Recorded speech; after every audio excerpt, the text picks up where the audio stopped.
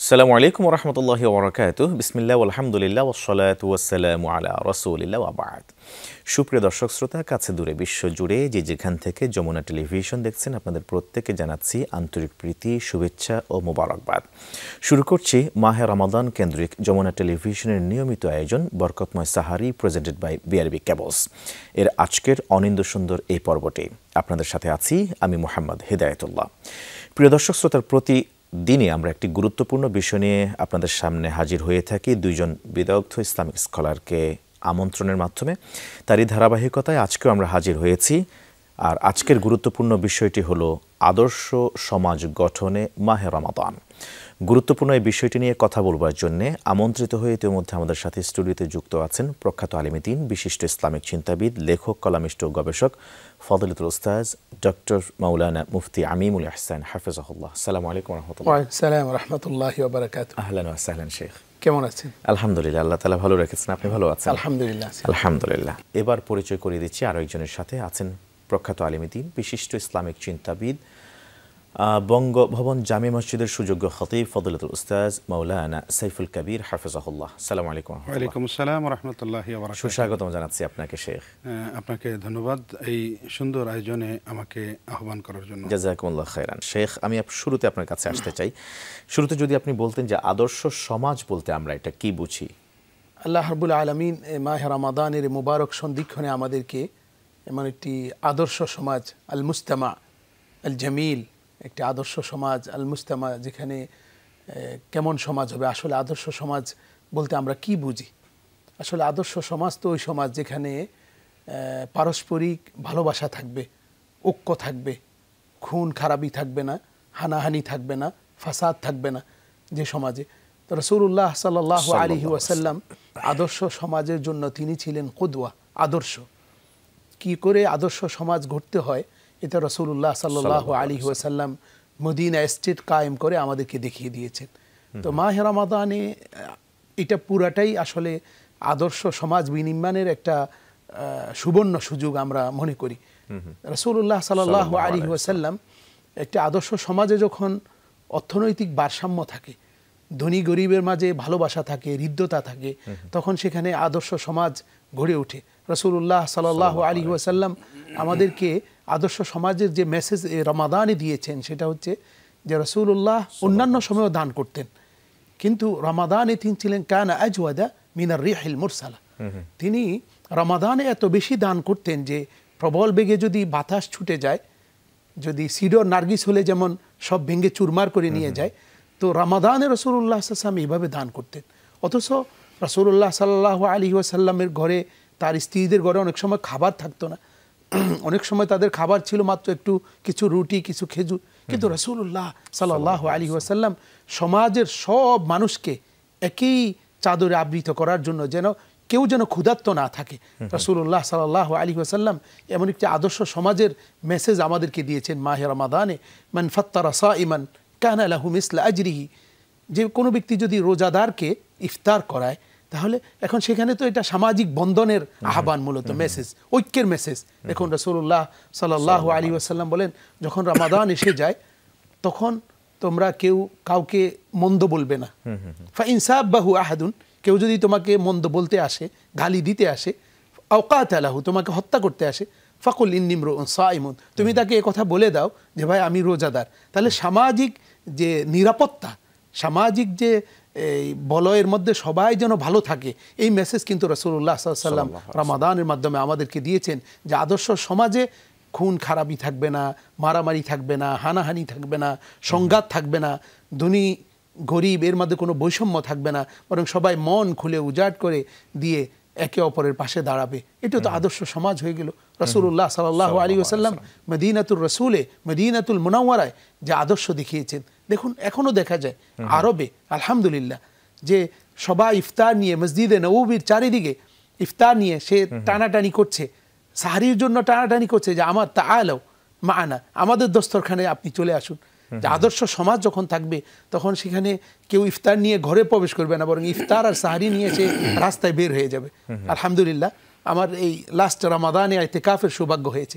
সেখানে আরবের যারা বিত্তবান আছেন, তারা ইতিকাফকারী যারা রয়েছেন, তাদেরকে কিভাবে মেহমানদারি করেছেন এ কথা আর বলে বর্ণনা করে শেষ করার মতো নয়। কিভাবে তারা মুতাকিফিনদের জন্য খাবারের ব্যবস্থা করেছেন। একে হলো ইফতার, আসরের পরেই ইফতার চলে আসছে, তারাবিহের পরে আবার মধ্যরাতের খাবার চলে আসছে, আবার কিয়ামুল লাইল শেষ হওয়ার আগেই আবার চলে আসছে সাহারি। এতে আদর্শ সমাজ যখন হবে তখন আর ধনী গরিবের মাঝে কোনো কি থাকবে না, বৈষম্য থাকবে না। আমরা যদি আদর্শ সমাজে রাসূলুল্লাহ সাল্লাল্লাহু আলাইহি ওয়াসাল্লামকে দেখি, রাসূলুল্লাহ সাল্লাল্লাহু বলেছেন যে ব্যক্তি মিথ্যা কথা বলে, দেখুন সমাজে যখন বিপর্যয় হয়, সমাজের যে অনিষ্ট হয়, সমাজে যে বৈষম্য তৈরি হয়, সেগুলো কেন হয়? যখন মানুষ গুনাহ করে, অপরাধ করে, অন্যের উপর জুলুম করে। রাসূলুল্লাহ বলেন যে ব্যক্তি রোজা রাখবে কিন্তু মিথ্যা কথা ছাড়বে না, কারণ সমস্ত গুনাহের মূল হলো মিথ্যা কথা। এখন এই রমাদান আদর্শ সমাজে যদি আমরা মিথ্যা বর্জিত হতে পারি, যে মিথ্যা নাই, সেখানে শুধু সত্য কথার জয়গান থাকবে, সত্যের জয়গান থাকবে।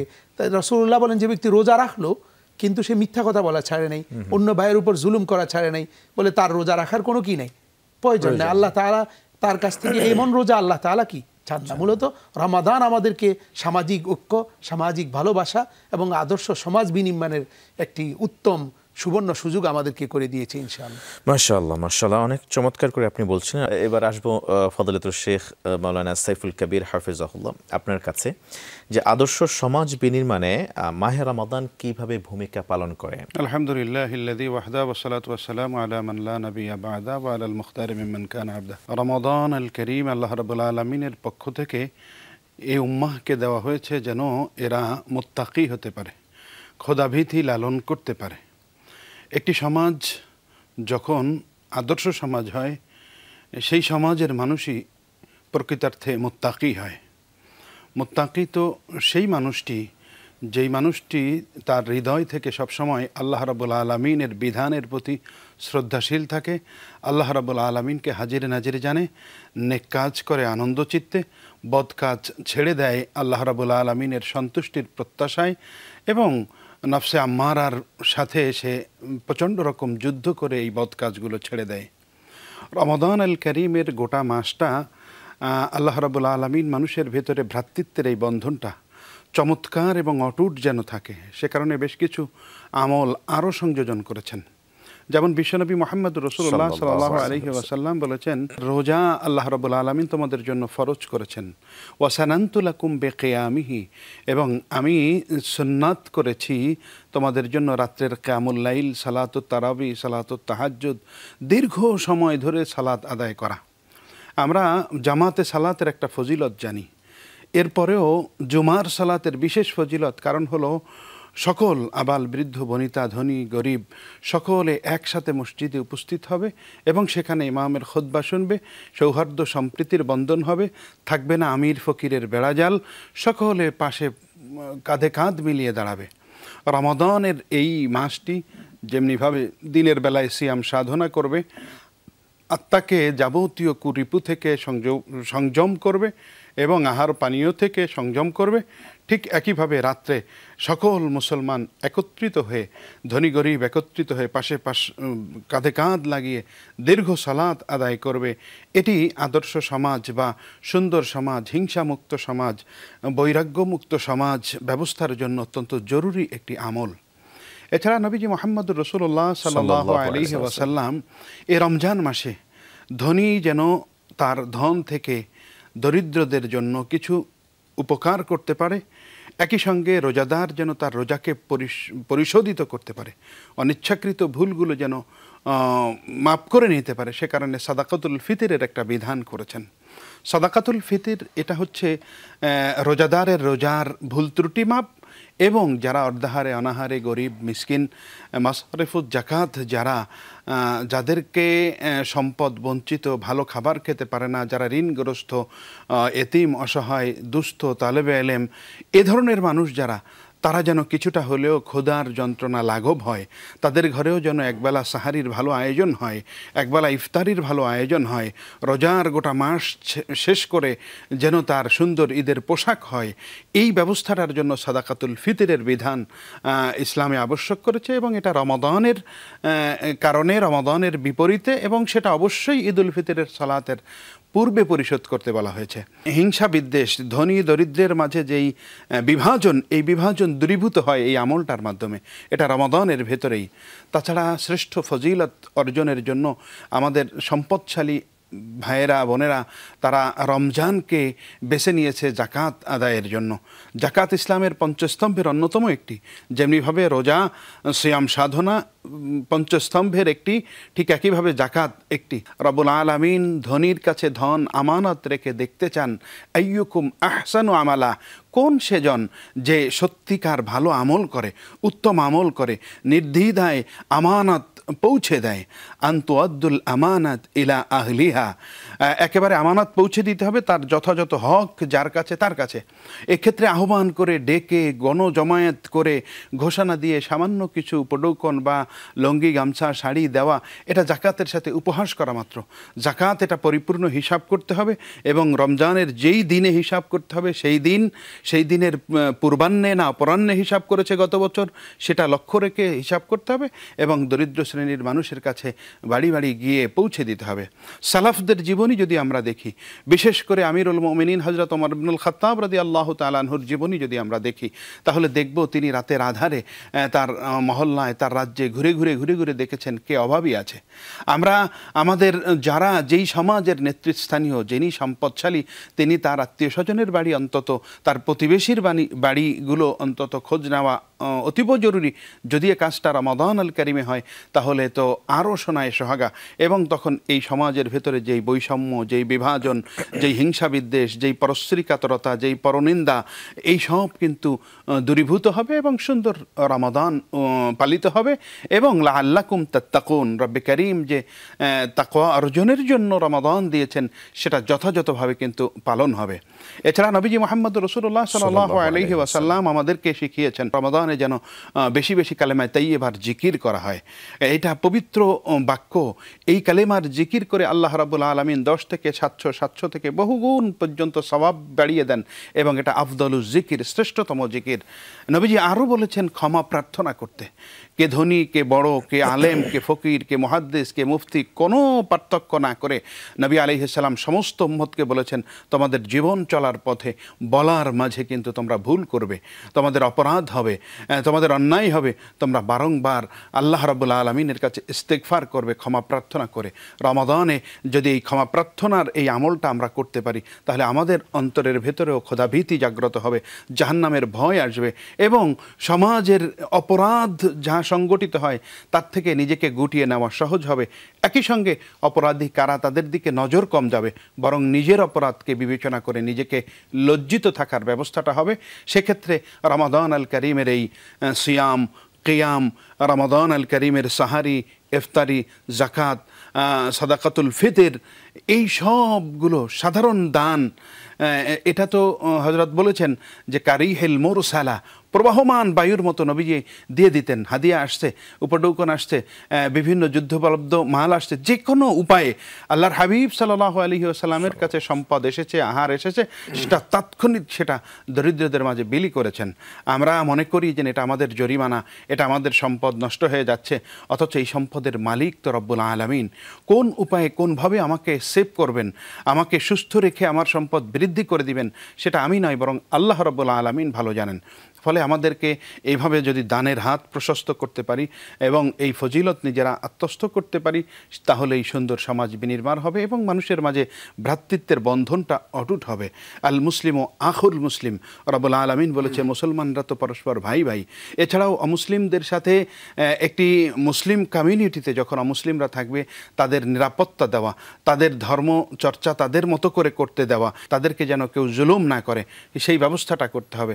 কারণ সকল মানুষ তো আদম সন্তান। রব্বুল আলামিন বলছেন সমস্ত মানুষকে লক্ষ্য করে আইয়ুহান নাস ইন্না খালাকনাকুম মিন যাকারিন ওয়া উনসা, তোমাদেরকে সৃষ্টি করেছি এক পুরুষ এবং এক নারী থেকে। এছাড়াও সূরা নিসার শুরুতে আল্লাহ রাব্বুল আলামিন স্মরণ করিয়ে দিয়েছেন আল্লাযী খালাকাকুম মিন নাফসিন ওয়াহিদা, তোমাদেরকে তো আমি সৃষ্টি করেছি এক আত্মা থেকে। ফলে আমাদের এই সমাজের ভেতরে মানুষ ইখতিলাফু আলসিনাতিকুম ওয়া আলওয়ানিকুম, আল্লাহ রাব্বুল আলামিন বলছেন তোমাদের রূপ, রং, বর্ণ, ভাষা, এটার বৈচিত্র্যতা, ভিন্নতা, এটা আমি আল্লাহ রাব্বুল আলামিন দিয়েছি। ফলে এগুলো নিয়ে হিংসা করা, এগুলো নিয়ে বিদ্বেষ ছড়ানো, এগুলো নিয়ে জাত, শ্রেষ্ঠ জাতি, অবমূল্যায়িত জাতি, কৃষ্ণাঙ্গ শ্বেতাঙ্গ, এই সব বিভাজন ইসলামের ভিতরে নাই। সব বিভাজন তুলে দিয়ে সকল মুসলমান হতে হবে ঐক্যবদ্ধ, সকল মুসলমান হতে হবে এক তাওহীদ ও রিসালাতপন্থী। যদি এই কাজটা এই রমাদানে সালাতুত তারাবি, সেহরি একই সময় গ্রহণ করছি, তারাবি একই সময় আদায় করছি, ইফতার একই সময় করছি, তাহলে আমাদের এই বিভাজন, ফুরুই যেই মতপার্থক্য, সেইগুলোকে দূরে ঠেলে যদি আমরা সকলে কাঁধে কাঁধ মিলিয়ে নামাজের মতো একত্রিত হতে পারি, তাহলে সেই সমাজটা হবে আদর্শ সমাজ, সেই সমাজটা হবে বৈষম্য মুক্ত সমাজ, সেই সমাজটা হবে মাদকতা নির্মূলের সমাজ, সেই সমাজটা হবে অন্যায় অনাচার পাপাচার মুক্ত সমাজ। প্রিয় দর্শক শ্রোতা, আপনারা দেখছিলেন মাহে রমাদান কেন্দ্রিক যমুনা টেলিভিশনের গুরুত্বপূর্ণ নিয়মিত আয়োজন বরকতময় সাহারি উইথ বিআরবি কেবলস। আসসালামু আলাইকুম ওয়া রাহমাতুল্লাহি ওয়া বারাকাতুহু। স্বাগত আরও একবারের মতো প্রিয় দর্শক শ্রোতা, আপনারা দেখছেন যমুনা টেলিভিশনের নিয়মিত আয়োজন মাহে রমাদান শীর্ষক বরকতময় সাহারি প্রেজেন্টেড বাই বিআরবি কেবলস। আজকের আলোচনার বিষয় আদর্শ সমাজ গঠনে মাহে রমাদান। গুরুত্বপূর্ণ এই বিষয়ে চমৎকার আলোচনায় রয়েছেন দুইজন বিদগ্ধ ইসলামিক স্কলার। আছেন ফদিলাতুল উস্তাজ ডক্টর মুফতি মাওলানা আমিমুল ইহসান হাফিজাহুল্লাহ এবং ফদিলাতুল শেখ মাওলানা শেখ সাইফুল কবির হাফিজাহুল্লাহ। আপনাদের দুজনকে সুস্বাগতম জানাচ্ছি আরও একবারের মতো। আমি বিরতির আগে আপনার কাছ থেকে জানবো বলেছিলাম যে আদর্শ সমাজ গঠন করবার জন্যে বেশ কিছু কথা আপনারা দুজনে শেয়ার করেছেন। একটা বিষয় আমার এখানে জানবার আর কি কিউরিয়াসিটি, সেটা হলো আমি যদি রোজা রাখতে না পারি, তো রোজা রাখতে না পারলে আমাকে তো এইরকম কোনো একটা বিকল্প কিছু একটা করতে হবে, কিন্তু আমাকে সেক্ষেত্রে বলা হয়েছে যে ফিদিয়াতু তাআমু মিসকিন, মিসকিনকে খাবার দাও। আবার যদি কাফফারা হয়ে যায় কারো, কাফফারার বিধান হিসেবে বলা হয়েছে একজন আজাদকে সবার আগে, দাসকে আজাদ করে দাও, দাস না থাকলে এরপরে 60 জনকে খাওয়ায় দাও, অথবা তুমি টানা 2 মাস রোজা রাখো। এগুলি কেন করা হয়েছে? এইখানে মানে সমাজের উপরে কি প্রভাব পড়ে একটু যদি বলেন। আসলে অত্যন্ত গুরুত্বপূর্ণ বিষয় এবং কি চমৎকার। এটাই ইসলামের সৌন্দর্য। এখানে ইসলামের যে শাশ্বত সৌন্দর্য কিংবা ইসলামের যে সায়েন্টিফিক যে মেথড, সেটা হলো যে সম্পদ কিন্তু কেউ ব্যক্তি মালিক একজন নয়।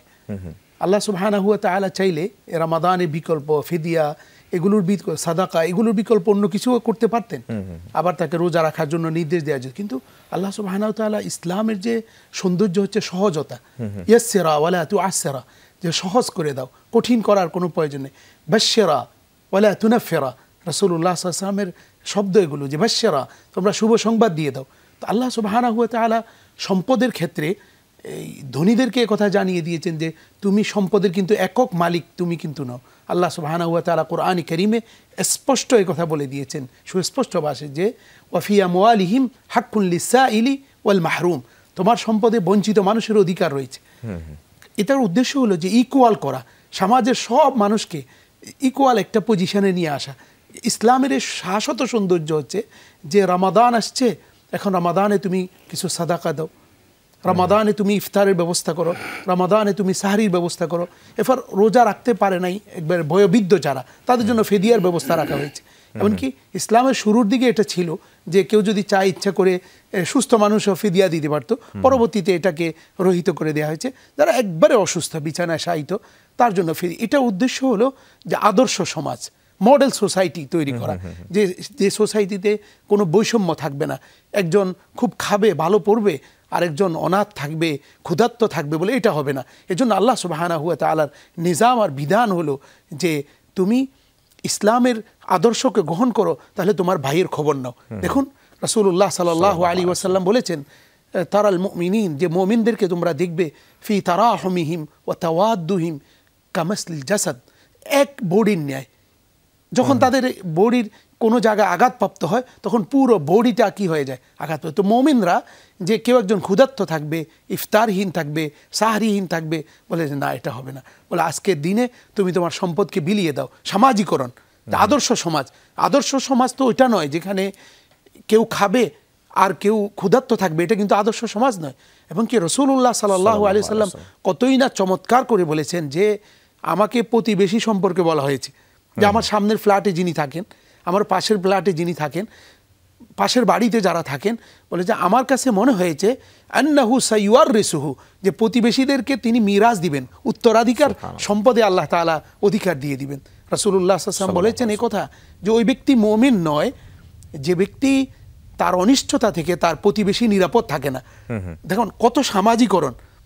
আমরা আজকে যারা পাশ্চাত্য, যারা আমরা আদর্শের কথা বলি, আদর্শের বুলি উড়াই, তাদের সবাইকে কিন্তু ফিরে আসতে হবে মুহাম্মদুর রাসূলুল্লাহ সাল্লাল্লাহু আলাইহি ওয়াসাল্লামের কাছে এবং কি কোরআনে কারীমের কাছে। এখন আমরা আদর্শ সমাজ গড়তে চাই, সেটার জন্য আমাদেরকে ফিরে আসতে হবে কিন্তু কোরআনের কাছে। আর কোরআনের কাছে আসলে আমরা মুহাম্মদুর রাসূলুল্লাহ সাল্লাল্লাহু আলাইহি ওয়াসাল্লামকে পেয়ে যাব, কারণ এই মাস তো কোরআনের মাস, আর কোরআন নাজিল হয়েছে এই মাসে। আর আম্মাজান আয়েশা সিদ্দিকা রাদিয়াল্লাহু তাআলা আনহা কত সুন্দর করে বলেছেন, ওয়া কানা খুলুকুহুল কোরআন, যে মুহাম্মদুর রাসূলুল্লাহ চরিত্র হচ্ছে কোরআন। তো কোরআনে কারীম পুরাটাই আদর্শ সমাজ ব্যবস্থার রূপরেখা দিয়েছে। তো রমাদান আমাদেরকে তারাবিহের মাধ্যমে, ইফতারের মাধ্যমে, সাহারির মাধ্যমে, জাকাতের মাধ্যমে, ফিদিয়ার মাধ্যমে, সাদাকার মাধ্যমে গোল একটাই, লক্ষ্য একটাই, যে বঞ্চিত মানুষের কাছে তোমরা ফিরে যাও। তুমি নিজে সুখে থাকবে হবে না, বঞ্চিত মানুষের কাছে তোমার সম্পদ নিয়ে যাও। দেখুন, এবং কি রাসূলুল্লাহ সাল্লাল্লাহু আলাইহি ওয়াসাল্লামকে দিয়ে আল্লাহ তাআলা কোরআনে কারীমে জানিয়ে দিয়েছেন যে তোমার জমিনে ফসল হয়েছে, ওয়া আতু হাক্কাহু ইয়াওমা হাসাদি, যেদিন ফসল তুলবে সেদিন কিছু গরিবদের হক আছে, তাদেরকেও দিয়ে দাও। আমরা জাকাত মনে করি শুধু আমাদের সম্পদে রয়েছে, আমরা ফ্রুটসের জাকাত এটাকে চিন্তাই করি না, যে আমার গাছে যে ফ্রুটস এসেছে, ফল এসেছে, সেখান থেকে কিছু বঞ্চিত মানুষের কিছু অধিকার রয়েছে। কোরআনের আয়াত থেকে বোঝা যায়, ওয়া আতু হাক্কাহু ইয়াওমা হাসাদিহি, যেদিন ফসল তুলবে, তোমার জমিনে অনেক টমেটো হয়েছে, বেগুন হয়েছে, অন্যান্য ফল ফলাদি হয়েছে, বলে সেখান থেকে তুমি বঞ্চিত মানুষের জন্য দিয়ে দাও। উদ্দেশ্য হলো আদর্শ সমাজ, মডেল সোসাইটি, যেখানে চুরি থাকবে না, ডাকাতি থাকবে না, ক্ষুধার্ত মানুষ থাকবে না, যে জিরো টলারেন্স সেখানে। এটা আসলে পশ্চিমারা দেখাতে পারেনি, একমাত্র ইসলাম এটাকে দেখিয়েছে। ইসলামের যে জাকাতের যে কনসেপ্ট, এটা যদি আজকে শুধু বাংলাদেশে যদি এটা পুরোপুরিভাবে পালন করা হয়, সব মানুষ যদি জাকাত আদায় করে, তাহলে কিন্তু এখানে কোনো অভাব থাকবে না, পুরোটাই আদর্শ সমাজের রূপ নেবে। আল্লাহ সুবহানাহু ওয়া তাআলা আমরা যারা রোজা আছি, ইফতার সাহারি করছি, আমাদেরকে গ্রামের গরিব মানুষদের, অসহায় মানুষদের পাশে দাঁড়ানোর জন্য, আদর্শ সমাজ বিনির্মাণের জন্য আল্লাহ আমাদেরকে তৌফিক দান করেন। আমিন। অনেক ধন্যবাদ আপনাকে, চমৎকার করে আপনি তুলে ধরেছেন। আসলে ইসলামের বিধানগুলি আসলে শাশ্বত এবং সায়েন্টিফিক, এবং একটা আদর্শ সমাজ গঠন করবার জন্য এর কোনো বিকল্প আসলে নাই। আর যে বিধানগুলি দেওয়া হয়েছে এগুলি সহজ থেকে সহজতর, এটা যে কেউ এটাকে মানে রিসিভ করতে পারেন, এগুলিকে আমলে নিতে পারেন। আল্লাহ তাআলা আমাদেরকে বুঝে আমল করার তৌফিক দান করেন। আমরা এবার আসবো ফজলাতুল শেখ মাওলানা সাইফুল কবির হাফেজাহুল্লাহ আপনার কাছে। আমাদের পরিবারে এমন একটা অবস্থা তৈরি হয়েছে, ভাঙ্গন তৈরি হয়েছে, প্রতিদিন তালাক, ডিভোর্সের মতো ঘটনা ঘটে থাকে, সন্তান দ্বারা বাবা লাঞ্ছিত, মা অপমানিত হয়ে থাকেন, বাবা কর্তৃক সন্তান ধর্ষিত হয়ে থাকেন, এরকমও হতে দেখা যায়। এছাড়াও পরিবারের মধ্যে অনৈক্য, একতা নেই, সম্পর্ক শত্রুতা ভাবাপন্ন। তাছাড়াও সব পরিবারগুলি বিচ্ছিন্ন হয়ে গিয়েছে, এক একজন এক এক আদর্শ মতাদর্শের মধ্যে আছেন। কখনো আমরা দেখি যে আধুনিক এই সমাজে সন্তানরা পিতামাতার সাথে একসাথে খেতে বসেন না, কিংবা তাদের মাঝে কোনো মুশাওয়ারা নাই, পরামর্শভিত্তিক কাজ করেন না, এক একজন এক এক রকম করে চলছেন। আমরা এই ভঙ্গুর একটা পরিবারকে কিভাবে জোড়া লাগাতে পারি, একটা সুখী সমৃদ্ধ পরিবার কিভাবে গঠন করতে পারি মাহে রমাদানকে কাজে লাগিয়ে, একটু বলবেন কি এই বিষয়ে? আলহামদুলিল্লাহ, অত্যন্ত চমৎকার একটি বিষয়, এবং আপনি যেটা অবতারণা করেছেন এটা হতাশাব্যঞ্জকও বটে। আমরা মুসলমান আজকে এই রমাদান আল করিমের এই মোবারক সময় আমরা বসেছি। আমরা জানি রমজান হলো কোরআন নাজিলের মাস। কোরআনের সাথে রমাদানের একটা সম্পর্ক, যোগসূত্রতা আল্লাহ রাব্বুল আলামিন এ কারণে করেছেন যে আল্লাহর বান্দারা যেন অন্য সময়ের চেয়ে কোরআনকে বেশি গবেষণা করে, বেশি তেলাওয়াত করে, বেশি বুঝতে চেষ্টা করে এ রমাদান মাসে। আমরা যদি কোরআনের সোহবতে আসতে পারতাম, কোরআন নির্দেশিত হওয়ার কারণে রসুলের সোহবতে আমরা ফিরে যেতে পারতাম, রসুলের পারিবারিক জীবনে আমরা যেতে পারতাম, দেখতে পারতাম, তাহলে আমাদের এই ভয়াবহ পারিবারিক ভাঙ্গন এটা কিন্তু তৈরি হতো না। আল্লাহ রাব্বুল ইজ্জত ওয়াল জালাল হযরত আদম আলাইহিস সালাতু ওয়াস সালামকে সৃষ্টি করে কিছুকাল পরে হযরত মা হাওয়া আলাইহিস সালাতু ওয়াস সালামকে যখন সৃষ্টি করলেন, এই বসবাস দাম্পত্য জীবন শুরুর যেই নির্দেশনা আল্লাহ তাআলা দিয়েছিলেন, ইয়া আদাম উসকুন আনতা ওয়া যাওজুকাল জান্নাহ, হযরত আদম আলাইহিস সালাতু ওয়াস সালামকে প্রথম নির্দেশনা দিলেন যে তুমি তোমার স্ত্রীকে নিয়ে জান্নাতে বসবাস করো।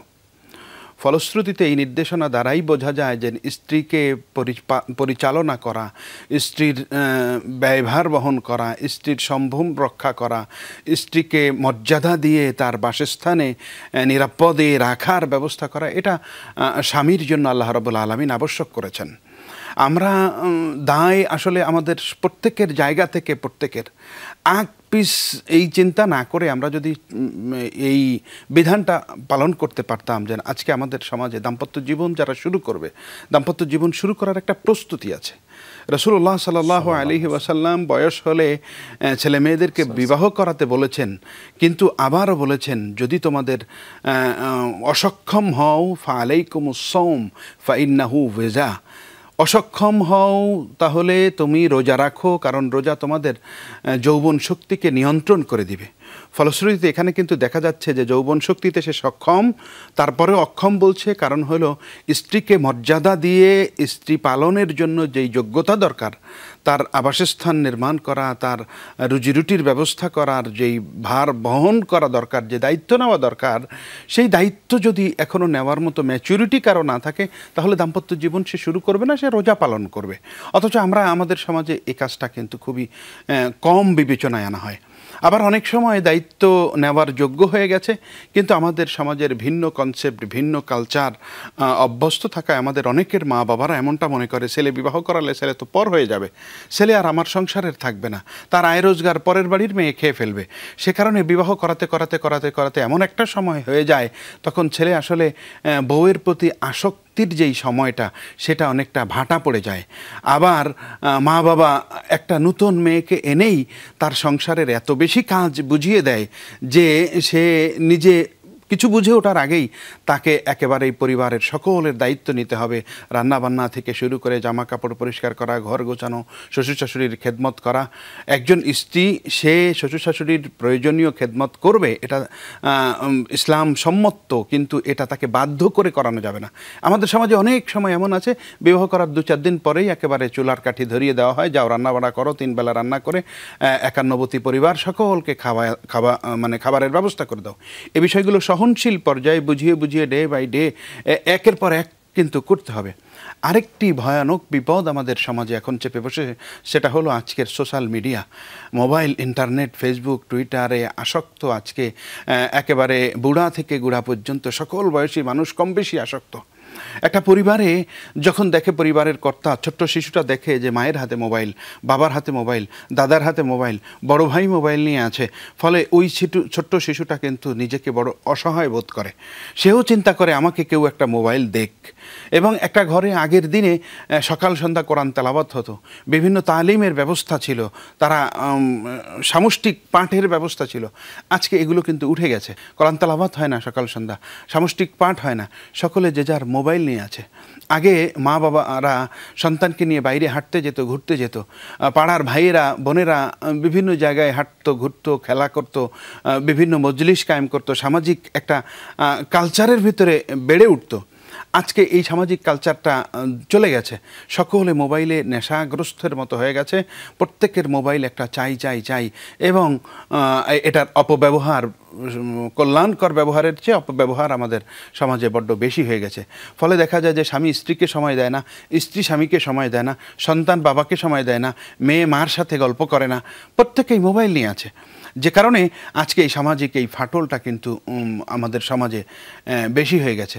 এবং আপনি যেটা বলছেন প্রতিনিয়ত ডিভোর্স, আপনি যদি কোর্টে এবং কাজীর তাদের সাথে খোঁজ খবর নেন, তাহলে ডিভোর্স যা হচ্ছে, প্রচুর পরিমাণে হচ্ছে, এই ডিভোর্সের 50%ই হচ্ছে এই সোশ্যাল মিডিয়া ব্যবহার কেন্দ্রিক ভুল পথে পা চালানো, এবং সেটা নিয়ে কথা কাটাকাটি, বাড়াবাড়ি, মারামারি, হাতাহাতি, সন্দেহ, এর থেকে কিন্তু হচ্ছে 50%-এর বেশি হচ্ছে শুধু এই একটা কারণে। এটা মানে এখন মহামারী আকারে দেখা দিয়েছে। এমনকি আরেকটা বিষয় হলো এটাতে পরকীয়া, যেটা এটা এত বেশি পরিমাণ বেড়েছে, যেটা এই আপডেট ভার্সন, মানে এটার নতুন রূপ, যেটা কল্পনা দিয়ে, বিশেষ করে এগুলো সিনেমা নাটক দেখে যেখানে ভারতীয় যে সিনেমা নাটক, সেখানে কি করে স্বামীর ঘর ভাঙবে, যেখানে ইসলামে বিবাহটা তো আল্লাহর নিদর্শন ছিল। আমিন আয়াতিহি আন খালাকা লাকুম মিন আনফুসিকুম আজওয়াজা লিতাসকুনু ইলাইহা, যা এ সুকুনা ছিল, নিরাপত্তার জায়গা ছিল, শান্তির জায়গা ছিল। কিন্তু সেখানে না করে আমরা আজকে বিবাহ তো আসলে হওয়া উচিত ছিল রাসূলুল্লাহ সুন্নাহ অনুযায়ী। রাসূলুল্লাহ সাল্লাল্লাহু আলাইহি ওয়াসাল্লাম বলেছেন আফজালুন নিকাহি আইসারুহা মাউনা, সবচেয়ে উত্তম বিয়ে হলো যে বিয়েতে খরচ কম হয়। এখন দেখা যাচ্ছে যে এই বিয়ের আগেই 2 মাস ধরে 3 মাস ধরে অনুষ্ঠান চলতে থাকে। সেখানে গুনাহের বাজার। বিয়ের অনুষ্ঠান মানে নাচ গান, অশ্লীলতা, গায়ে হলুদের নামে অশ্লীলতা, এরপরে এর আগে আরও কত আনুষ্ঠানিকতা যেগুলো বলে শেষ করা যাবে না। অথচ আগেকার জামানায় সালফে সালেহীন আমাদের মুরব্বীরা যে বিয়ে শাদী করেছেন সেগুলো কত ইজি ছিল, সহজ ছিল। এখন শুরুতেই আমরা গুনাহের আয়োজন করছি, যেটা ছিল রহমতের, যেটা ছিল বরকতের। রাসূলুল্লাহ সাল্লাল্লাহু আলাইহি ওয়াসাল্লাম বলেছেন যে খাইরুকুম লি আহলিহি, যে তোমাদের মাঝে সর্বোত্তম সে যে তার নিজের স্ত্রীর কাছে উত্তম, যে তার স্বামীর কাছে উত্তম। রাসূলুল্লাহ সাল্লাল্লাহু আলাইহি ওয়াসাল্লাম মেয়েদেরকে বলেছেন যে তোমরা তোমাদের স্বামীদের সাথে উত্তম আচরণ করো। আবার স্বামীদেরকে বলেছেন যে তোমরা তাদের সাথে ওয়াস্তাউসু বিন নিসাই খায়রা, তোমাদের স্ত্রীদের সাথে উত্তম ব্যবহার করো। এখন আমরা এই পজিটিভ বিষয়গুলো তো স্বামী স্ত্রীকে বোঝানোর সুযোগ পাইনি। তাদের যে ম্যারেজ লাইফটা কেমন হবে, দাম্পত্য জীবনটা কেমন হবে, এটার মধ্যে শরিয়ার কি অনুসরণ করতে হবে, সেগুলো না করার কারণে, এমনকি বিশেষ করে আরও মহামারী আকারে দেখা দিয়েছে আমাদের মাঝে, যেটাকে আমরা গুনাহের কারণে এখন এমন বিয়ে হচ্ছে যাকে বিয়ে করা হারাম ছিল। ধরেন আপনি যদি কোনো ব্যক্তি যদি কোনো মহিলার সাথে তার বিয়ে বহির্ভূত সম্পর্ক করে, এখন সম্পর্ক করার কারণে তার সাথে কিন্তু তার সন্তানদের বিয়ে করা হারাম হয়ে যায়। এখন সেখানে আমাদের এই সমাজে বিবাহটাকে যে বরকত আর রহমত ছিল, সেখান থেকে গুনাহের আয়োজনে নাচ গান অশ্লীলতার কারণে আমরা বের করেছি। সেগুলোর কারণেই মূলত এই যে নাটক সিনেমা, যে অশ্লীলতা, যেটা আমাদের বিশেষ করে ভারতীয় সংস্কৃতি, জি টিভি ইটিভি, এগুলো আমাদেরকে পুরো সমাজকে ভেঙে চুরমার করে দিচ্ছে। আমাদের মাহে রমাদানের সুযোগ, যেটা আমাদের খতিব মহোদয় কথা বলছিলেন, যে আমাদেরকে আল্লাহর দিকে ফিরে আসতে হবে। তাআলাউ ইলাল্লাহ, তাআলাউ ইলা কালিমাতিল্লাহ, তাআলাউ ইলা তাআলিমিল কোরআন, কোরআনের শিক্ষার দিকে আসতে হবে। তাআলাউ ইলা তাআলিমিস সুন্নাহ, সুন্নাহ শিক্ষার দিকে আসতে হবে। যদি হয় তাহলে মহিলাদের জন্য জান্নাতে যাওয়া সহজ। রাসূলুল্লাহ বলেছেন যে মেয়ে তার স্বামীর আনুগত্য করে 5 ওয়াক্ত নামাজ আদায় করে, বলে সে জান্নাতের যে দরজা দিয়ে চায় সেখান দিয়ে প্রবেশ করবে। জি, অনেক চমৎকার করে আপনারা দুজনে বলছিলেন। ইনশাআল্লাহ তাআলা আমরা আরও কিছু আলোচনা শুনবো আপনাদের কাছ থেকে একটা বিরতির পর।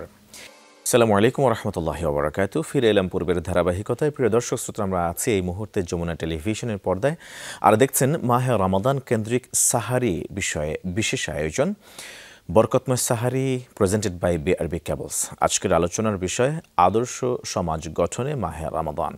গুরুত্বপূর্ণ আলোচনায় আছেন ফজলতুল উস্তাদ ডক্টর মুফতি মাওলানা আমিমুল হাসান হাফিজাহুল্লাহ এবং ফজলতুল শেখ মাওলানা সাইফুল কবির হাফিজাহুল্লাহ। আপনাদেরকে আরও একবারের মতো স্বাগত জানাচ্ছি। আমি ফজলতুল শেখ সাইফুল কবির হাফিজাহুল্লাহ আপনার কাছে আসতে চাই। একটা আদর্শ সমাজ নিয়ে যখন আমরা কথা বলছি, আদর্শ সমাজের একেবারে মূল পয়েন্ট যেখানে আমরা বলবো, যেখান থেকে আমাদের যাত্রা শুরু হয়ে থাকে, আমাদের পিতামাতা থেকে এরপরে সন্তানাদি, এভাবে করে তো আস্তে আস্তে করে একটা পরিবার, এরপরে সমাজের দিকে আমরা যাই। রমজান মাসে যখন আমরা সাহারি গ্রহণ করব বা কেউ বা করছেন এই মুহূর্তে, তখনও আমাদের বাবা মা কারো বৃদ্ধাশ্রমে আছেন। হয়তোবা তারা এই রমজানে কখনো তাদের সন্তানের চেহারাটা দেখেননি, অথবা গভীর রাতে উঠে ছোটবেলার কথা, অনেক আগের কথা স্মরণ করে থাকেন, যে ভোর রাতে উঠতেন, পরিবারের জন্য খাবার টাবার প্রস্তুত করতেন, একসাথে মিলে সবাই খেতেন। কিন্তু নিয়তির পরিহাসে এখন তারা বৃদ্ধাশ্রমে। আমরা আল্লাহর সন্তুষ্টি তাকওয়া অর্জনের জন্য কিন্তু এখন ওই সন্তানরাও যারা বাবা মাকে বৃদ্ধাশ্রমে রেখে চলে আসছে, তারাও কিন্তু এখন সাহারি করবেন কিংবা কেউ তাহাজ্জুদের সালাত আদায় করবেন। বাবা মায়ের কথা একবারও স্মরণ করেন নাই। বাবা মাকে বাদ দিয়ে তাদেরকে দূরে ঠেলে রেখে দুরাচরণ করে দুঃসম্পর্ক তৈরি করে কি আমরা একটা আদর্শ সমাজ বিনির্মাণ করতে পারি কিনা? একটি হৃদয় বিদারক চিত্র আপনি যেভাবে উপস্থাপন করেছেন। আমরাও জানি যে আমাদের হতভাগ্য কিছু সন্তান আছে, তারা তাদের মা বাবার সাথে এমন আচরণ করে। আবার সমাজে ভালো মানুষ হবার জন্য রোজা নামাজ এগুলোও করে, দান সদকাও করে। অথচ এই রমজান আদর্শ সমাজের জন্য কত জরুরি। নবীজি আলাইহিস সালাতু ওয়াস সালাম এই রমজানেই খুতবা দিতে মেহরাবে উঠেছেন, আকপিস কোনো কথা নাই, আমিন বলেছেন। দর্শকরা হয়তো অনেক সময় শুনেছে, কিন্তু কতটা কঠিন তিনটি বিষয়ে রাসূলুল্লাহ সাল্লাল্লাহু আলাইহি ওয়াসাল্লাম আমিন বলেছেন। তার একটি হলো, যে ব্যক্তি মান আদরাকাল ওয়ালিদাইন আহাদুহুমা আও কিলাহুমা, মা বাবার দুজন বা একজনকে পেল এই রমাদানে, অথচ তার জীবনের গুনাহ মাফ করিয়ে, মা বাবার সেবা করিয়ে, মা বাবাকে সন্তুষ্ট করে নিজের জান্নাতের ফয়সালা করতে পারল না। রাসূলুল্লাহ সাল্লাল্লাহু আলাইহি ওয়াসাল্লাম জিবরিল আমিন দোয়া করেছেন, তিনি আমিন বলেছেন যে সেই ব্যক্তির নাসিকা ধুলায় মলিন হোক, সে ধ্বংস হোক। রাসূলুল্লাহ সাল্লাল্লাহু আলাইহি ওয়াসাল্লামের দোয়া আমিন বলা, এটা হলো মুস্তাজাবুদ দাওয়া। এটা কোনো অবস্থাতেই প্রত্যাখ্যান করা হবে না, এটা কবুল হয়ে যায়। ফলে এই সন্তানের এই নামাজ, এই রোজা, এই দান সাদাকা, এর কোনোটাই কাজে আসবে না। মা বাবাকে বৃদ্ধাশ্রমে রেখে, পরিবার থেকে আলাদা রেখে কিভাবে কল্পনা করতে পারে? অথচ রব্বুল আলামিন বলেছেন, ওয়ালা তাকুল্লাহুমা উফিউ ওয়ালা তানহারহুমা ওয়াকুল্লাহুমা কাউলান কারীমা। মা বাবা তাদের সাথে তুমি এমন আচরণ করবে না, যেই আচরণ করার ফলশ্রুতিতে মা বাবা শুধুমাত্র বলবে, আহারে আমার সন্তান, তোমাকে 10 মাস 10 দিন আমি পেটে লালন করেছিলাম, এই সন্তানকে কাঁধে করে নদী পার করে আমি স্কুলে নিয়ে যেতাম। বাবার এই চেতনা আসবে, এই কথাটা মুখ ফুটে বলতে হবে না, হৃদয় থেকে এই অভিব্যক্তিটা কেমন যেন বেরিয়ে আসে, এমন একটা সিচুয়েশন তৈরি হবার মতো কোনো কথাও সন্তান মা বাবার সাথে বলতে পারবে না। এটা রব্বুল আলামিনের নির্দেশ। আর ওয়াকুল্লাহুমা কাউলান কারীমা, এবং মা বাবার সাথে কথা বলতে হবে অত্যন্ত ভদ্রচিতভাবে, নম্রভাবে, শ্রদ্ধার সাথে। আমরা অনেক সময় সভ্য মানুষ, ভালো মানুষেরাও ভুলগুলো করে ফেলি। আমাদের কর্মব্যস্ততা যত থাকুক, এর ভেতরে আজকে সোশ্যাল মিডিয়ার কথা আগেও এসেছে। মা হয়তো ফোন দিয়েছে, বাবা হয়তো ফোন দিয়েছে, আমি হয়তো চিৎকার করে বললাম, মা তুমি জানো না এখন আমি ব্যস্ত আছি, এখন ফোন দিছো কেন, রাখো।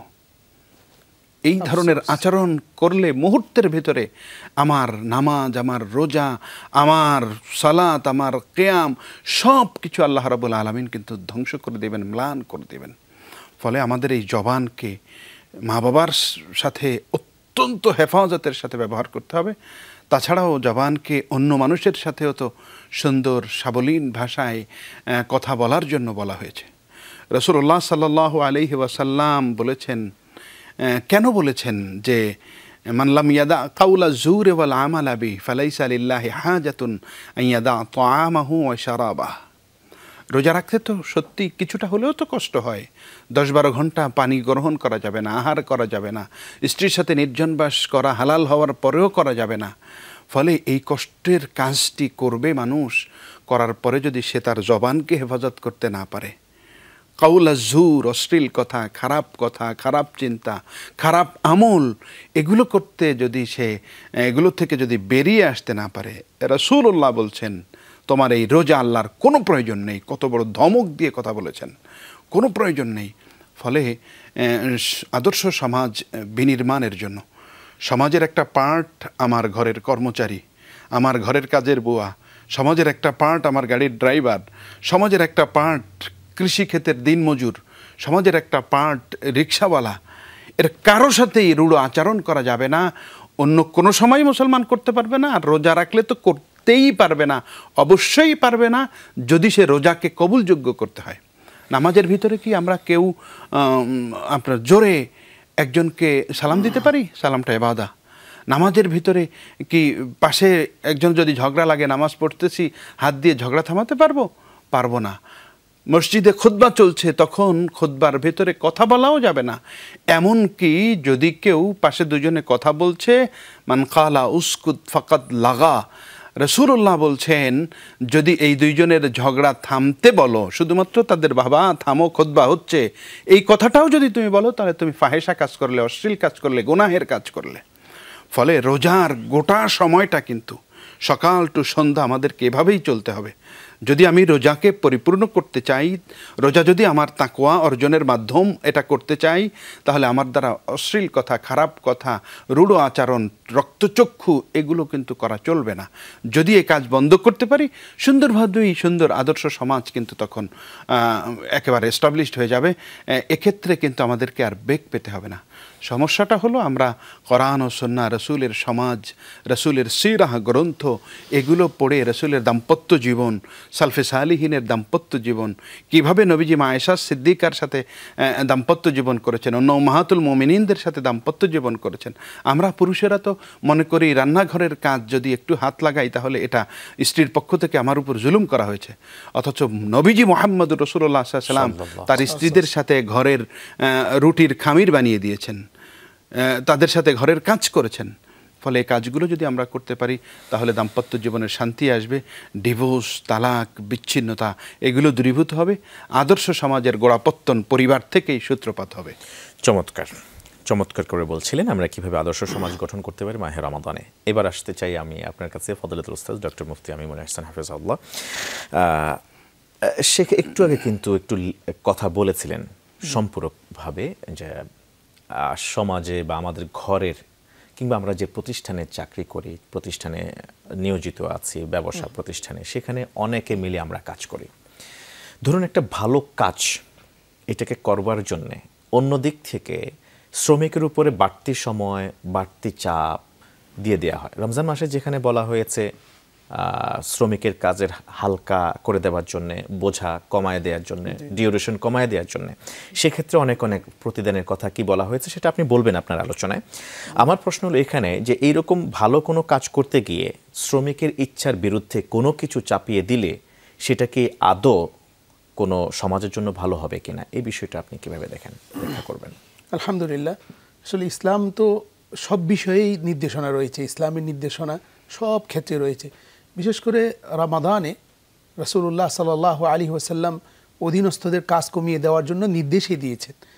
আর রমাদানে রাসূলুল্লাহ সাল্লাল্লাহু আলাইহি ওয়াসাল্লাম যে বলেছেন যে এ ব্যক্তি রমাদানে, যে ব্যক্তি তার অন্য ভাইয়ের সাথে একটু মুস্কি হাসি দিয়ে কথা বলবে, কানা কামান আদ্দা ফরিদাতান ফিমা সিওয়া, যে ব্যক্তি সে যেন একটা ফরজ আদায় করার সওয়াব পেয়ে গেল। সুবহানাল্লাহ।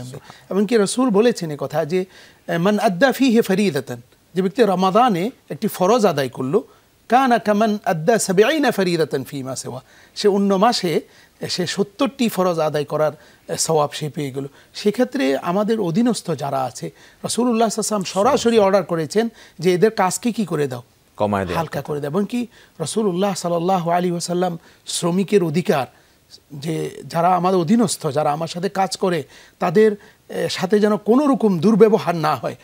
দেখুন হযরত আনাস ইবনে মালিক রাদিয়াল্লাহু তাআলা আনহু রাসূলুল্লাহ সাল্লাল্লাহু আলাইহি ওয়াসাল্লামের খেদমত করেছেন, একবারে ছোটবেলায় এসেছেন, 10 বছর খেদমত করেছেন।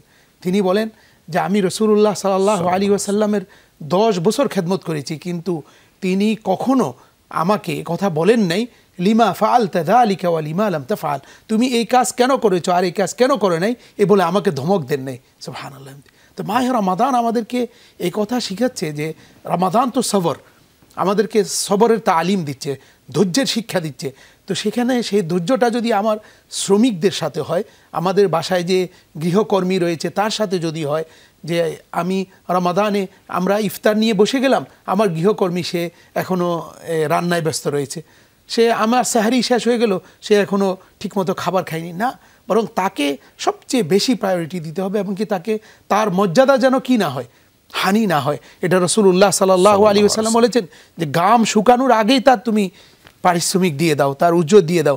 এবং কি রাসূলুল্লাহ সাল্লাল্লাহু আলাইহি ওয়াসাল্লাম অধীনস্থদের সাথে বসে আলা কুল্লুকুম রাইন ওয়া কুল্লুকুম মাসউলুন আন রাইয়াতিহি, তোমাদের প্রত্যেকেই কিন্তু জিজ্ঞাসিত হবে, তুমি বস ছিলে তোমার অধীনস্থদের সম্পর্কে।